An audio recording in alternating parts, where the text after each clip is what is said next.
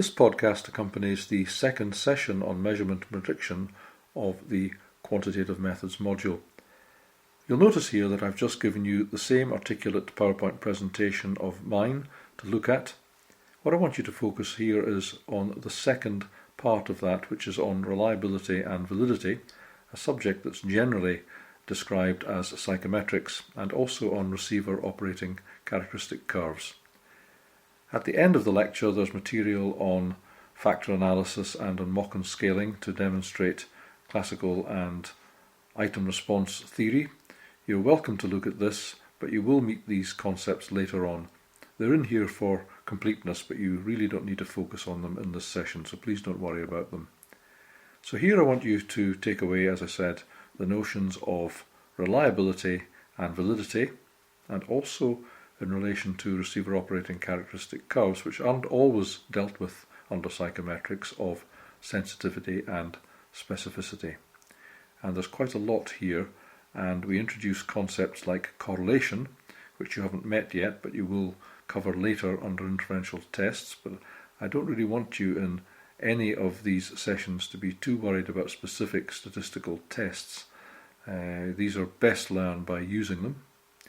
But you will meet the notion of correlation later on. But essentially a correlation is a relationship between two variables, and this is described in the session. And correlation is one of the main ways of looking at reliability and validity. It's a very complex subject. There are lots of ways of looking, for example, at validity, and there are different ways of looking at reliability, as you'll see. And I'd urge you to go over the material several times if you don't get it at first, or to look for other links as part of your self-directed learning on the internet. So the main things, again, to take away from here are the notion of reliability, which is the extent to which a measurement measures the same thing each time we measure it. But please note that reliability doesn't mean that the measure measures anything meaningful. It could be reliably wrong, as is demonstrated in the session. The next concept is validity, and this is the extent to which it actually measures what we want to measure. I introduced the notion of construct validity, but please be aware that construct validity is an almost impossible concept to achieve. When we're measuring things in social research, which is concerned with measuring what's going on inside people's head, their opinions, their feelings, the extent to which they are depressed or whatever, we can never be quite sure that we've captured all of the construct. And what we do is we use other ways of getting an insight into that construct validity.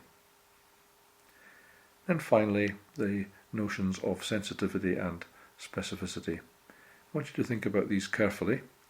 These only relate to tests which are diagnostic, where you can actually get a yes or a no answer to whether somebody has or hasn't got a condition. And where we use screening tests, which may give us a score. And for example, we could be measuring the risk of developing bowel cancer by giving people a questionnaire to answer various questions about their bowel habits, pain, bleeding, or whatever. Then we could use the score and compare it with the number of people who actually have a definitive diagnosis of bowel cancer.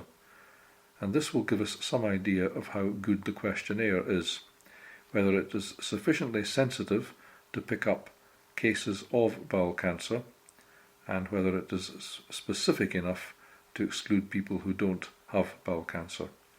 And there's always a trade-off between sensitivity and specificity. That's why we need to combine these measures together under receiver operating characteristic curves, and the use of these is to tell us where on our questionnaire score we're getting the best idea of sensitivity and the best idea of specificity. And I will provide a YouTube link within the session which will tell you more about receiver operating characteristic curves. So just to recap for the third time, the main things to take away from this are that you understand reliability, you understand validity, you understand sensitivity, and you understand specificity. And hopefully you understand what a receiver operating characteristic curve can tell us.